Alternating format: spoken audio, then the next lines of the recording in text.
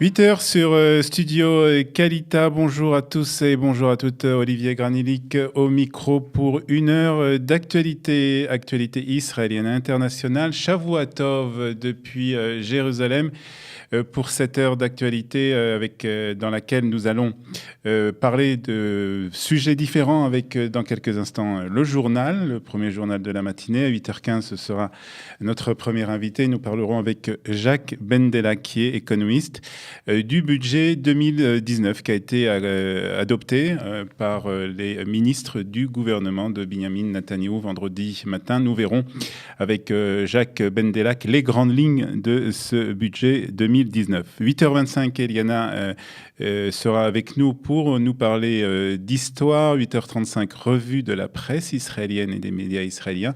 Puis à 8h45, ce sera notre invité de la deuxième partie de cette heure d'information. Nous parlerons des familles des victimes des attentats.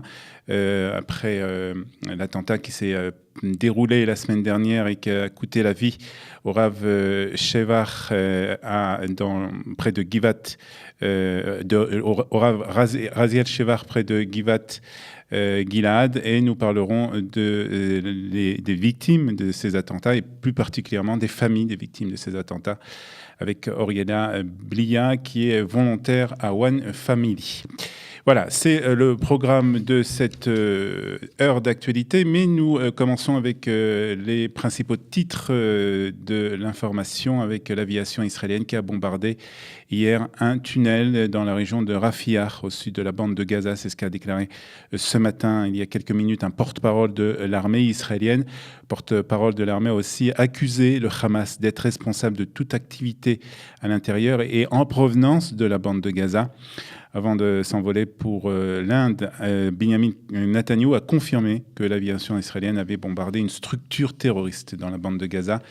Selon des sources sécuritaires palestiniennes à Gaza, la frappe israélienne n'a fait aucun blessé. Plus tôt hier matin, donc samedi, le ministère israélien de la Défense avait fait savoir que le point de passage de Kerem Shalom, où transitent donc les marchandises entre la bande de Gaza et Israël, près de Rafah, serait fermé à partir d'aujourd'hui jusqu'à nouvel ordre.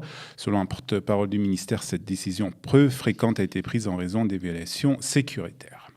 Comme je vous le disais, donc, le Premier ministre Binyamin Netanyahou s'est envolé cette nuit pour un voyage officiel en Inde de 5 jours. Il est accompagné dans ce voyage par 130 hommes d'affaires. Au cours de sa visite, Israël et l'Inde signeront une série d'accords bilatéraux, notamment dans les domaines de l'aviation, des énergies renouvelables, de la cybersécurité, de la médecine alternative et du cinéma. Mais le voyage de Netanyahou se déroule également dans le contexte de l'annulation récente par New Delhi d'un important accord sur les armes avec Israël et de son vote aux Nations Unies contre la reconnaissance de Jérusalem comme capitale d'Israël. Ce seront bien entendu des sujets qui seront évoqués par Binyamin Netanyahou au cours de son voyage donc en Inde.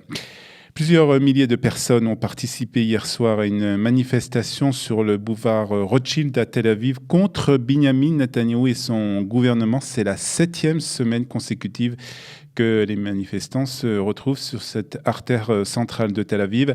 Cette semaine, les manifestants ont également scandé des slogans contre le fils de Netanyahou, de Binyamin Netanyahou, Yair Netanyahou, après la fuite d'enregistrements controversés donc, du fils du Premier ministre. Plusieurs dizaines de personnes ont aussi manifesté devant le domicile du milliardaire Kobi Maimon, évoqué par Yair Netanyahou lors de sa conversation avec le fils du milliardaire après une nuit un peu trop arrosée. Et justement, concernant ces fuites diffusées par la télévision israélienne, Binyamin Netanyahou a fait une déclaration avant son départ pour l'Inde. Je voudrais que vous pensiez à ce que vous ressentirez si on pétignait vos enfants en public avec une cruauté, une méchanceté et une hypocrisie sans nom. C'est ce qu'a en tout cas déclaré Binyamin Netanyahou avant de monter dans l'avion. Ma femme et moi sommes ici comme un père et une mère pour notre fils. C'est un jeune garçon qui aime l'État d'Israël de toute son âme, a aussi ajouté le Premier ministre Binyamin Netanyahou.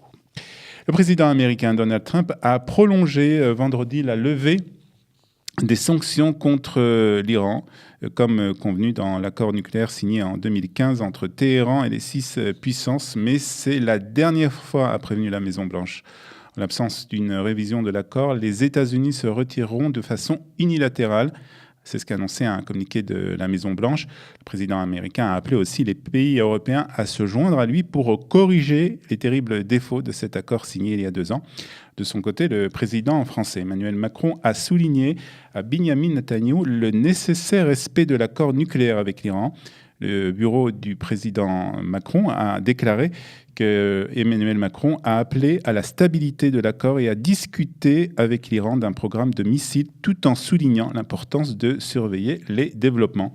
En réponse, le bureau du Premier ministre a déclaré que Benyamin Netanyahou a appelé à un examen sérieux des déclarations du président américain Donald Trump concernant l'accord avec l'Iran.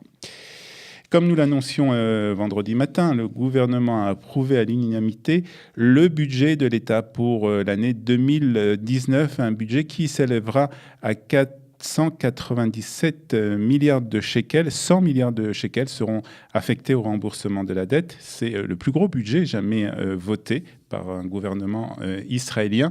Selon la proposition approuvée, le budget de la défense sera le plus important avec 63 milliards de shekels. Depuis 2014, le budget de la défense a augmenté de 37%.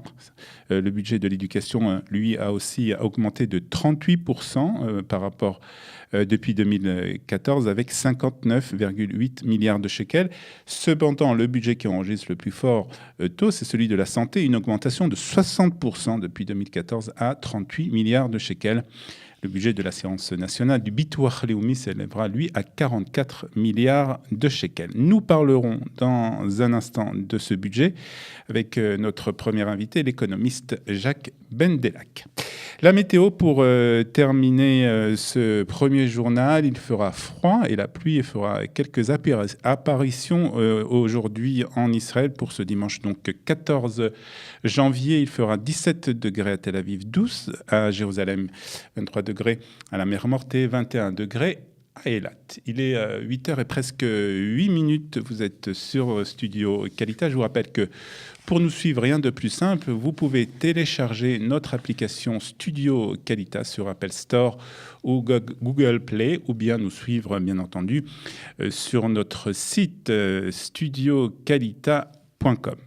Dans quelques instants, comme je vous l'ai dit, nous recevrons notre premier invité. Il s'agira de Jacques Bendelak et nous parlerons avec lui du budget 2019. Mais pour le moment, écoutons quelques notes de musique.